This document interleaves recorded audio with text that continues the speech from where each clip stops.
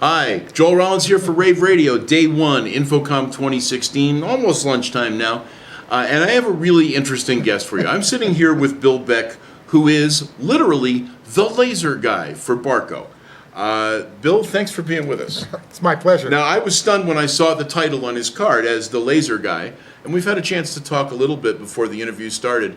And Bill is one of the people who's really been developing laser technology for a long time before Barco, correct? That's correct.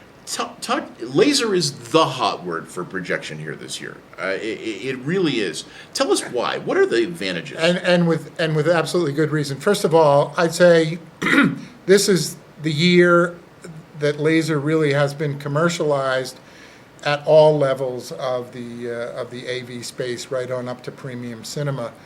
And there are a variety of reasons for that, which we'll get into. But I guess the easiest way to describe it is laser does two things for any projector. It makes the image quality better and more consistent because it doesn't change over time. Unlike a lamp, which declines and then you have to change it, lasers eliminate that. So that gets to the other side of the equation is it simplifies operation because you never have to change a lamp, and it saves the cost of the lamp and electricity. So there's a image quality component, and there's an operating simplification and cost reduction side. And depending on which is more important to you, that helps you determine what kind of laser technology to deploy. Now, one of the things that I heard for years was that we didn't use lasers as illumination because the color gamut wasn't there. How's that changed? Actually, as it turns out, part of the improvement in image quality is that lasers, now the ones that we can utilize in projection, actually extend the color gamut. Now, depends on the model, depends on the application, depends on what you want to spend, but the so-called Rec 2020, the new ultra-wide color gamut that people are working toward in both cinema and non-cinema, that can be done really only by laser. So color, we got the biggest color volume that any projector can do, supported by laser. Now, I hear lots of people applying the term laser to projection systems. Are there different levels of laser implementation? Yes. I mean, can you give us a thumbnail? Yeah, I'll slice it two different ways.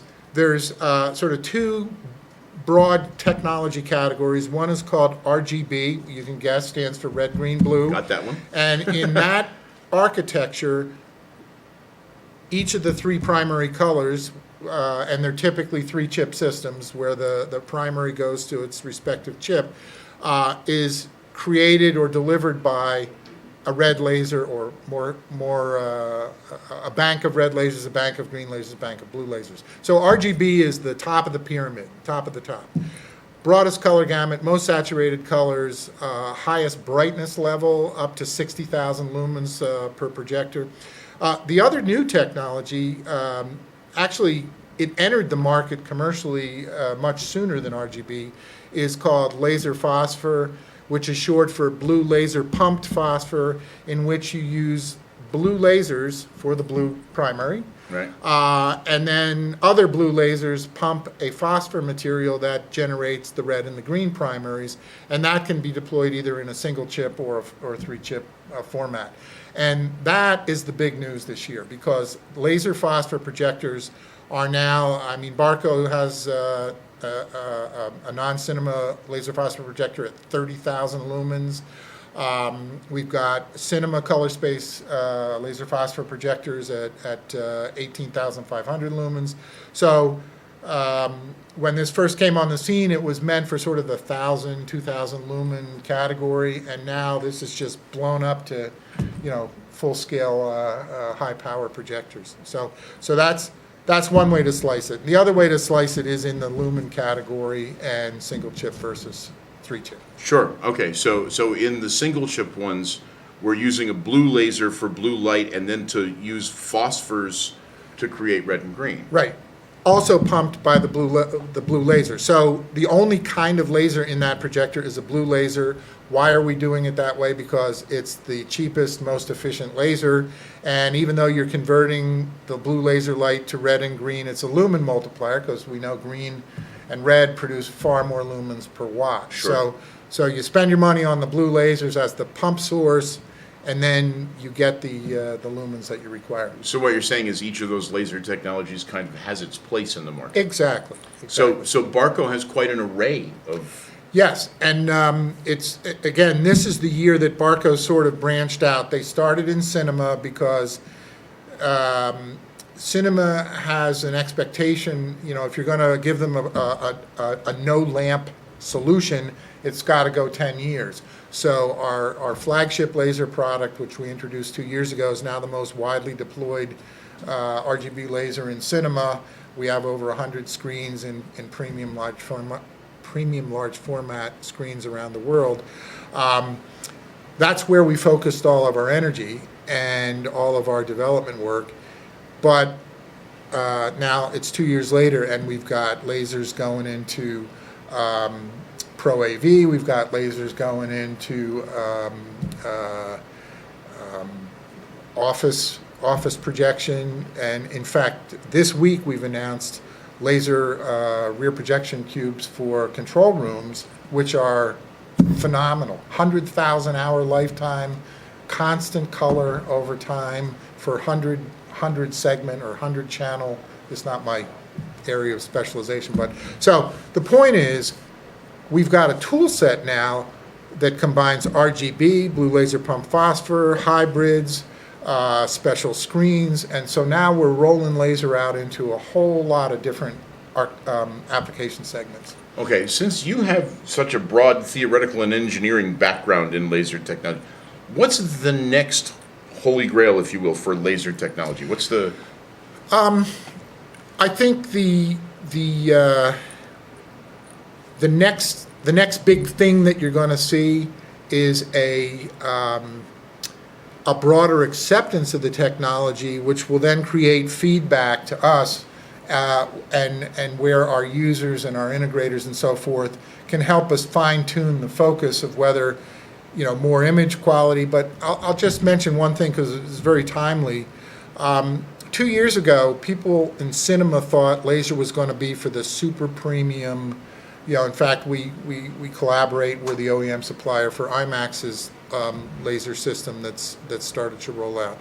And people thought, oh yeah, well, it's this new technology. It's really expensive. It's going to stay up here at the top of cinema. And right away, we got a pull to make 4 different models of our flamethrower flagship system that started at $60,000, and then we make a 45, a 30, and a 20, because we found that small theaters wanted the image quality, they wanted the simplicity of no lamp changes, but a VIP theater, a smaller screen, what have you. So that was the first signal that this was going to go beyond just the top of the pyramid lumen-wise. Okay.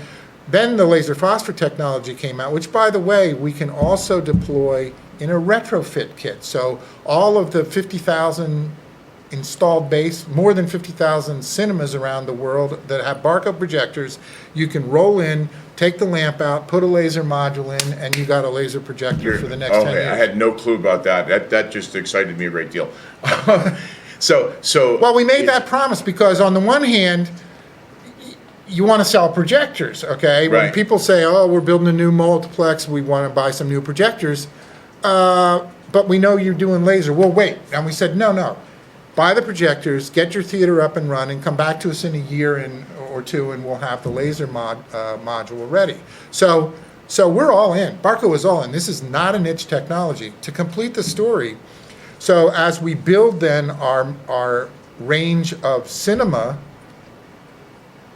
laser phosphor projectors, which are focused more on low total cost of ownership, now when somebody's putting out a new or building a new multiplex, they can do 2 to 4 screens with the flagship RGB, super bright, super high image quality, and do the rest with laser phosphor. Now the whole multiplex is laser, so they can market the multiplex as laser technology, even though there's sort of 2 strata in terms of image quality level, and never change the lamp. So it changes their whole operating structure. Now, again, I don't want to focus too much on cinema because this isn't a cinema show, but now you can begin to see that by having a range of technologies and a range of brightness levels, then an integrator or a stager or whoever, they can pick and choose and combine the kinds of technology they use.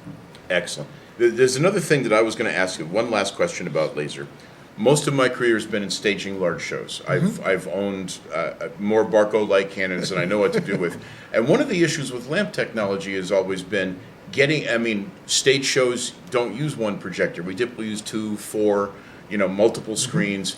So I always had both a warehouse full of Barco projectors in road cases, and over them on shelf, boxes and boxes of lamps marked with how many hours were on each lamp. History. So that we could match it. History, and I'll tell you one of the fundamental trade-offs. The flagship laser for cinema has external chillers, and that gives us a much higher brightness through a set of DLP chips that was only designed for 30,000 lumens. We can get 60,000 lumens through because we cool it. Yeah, how would you not melt the chip at that level? Okay, but in staging, you're not looking for 30, 40,000 hours of lifetime. Right. So we can completely redesign it to go for brightness, and in the context of a rental staging lifetime, the other thing is, in rental staging, that projector, you can put it in the field at 60,000 lumens, and with a macro, it can be 5,000. Let me do the math. Be 10,000 lumens down from 60,000 lumens, or any point in between. So it's another way of giving the user more flexibility. You don't need big projector, big lamp, small projector, small lamp. You can take your workhorse rental staging projector, and you can dial the brightness up and down to, do whatever you want with it. Much more flexible and controllable. Wow. And you never change the lamp. I mean, there's no lamp boxes. Oh, I love that. I really do. This is fascinating stuff. Unfortunately, we're going to run out of time. Okay. But are you going to be at the if our viewers have questions about laser technology, are you going to be at the Barco booth? Absolutely. So you can come by and see Bill Beck, the laser guy. Yeah. And you can see our newest laser projector there, too. Yeah. And for those of you who have those kind of deep questions about the technology, here's somebody really good to ask. Bill, thanks for being with us. Well, thanks for all your good questions.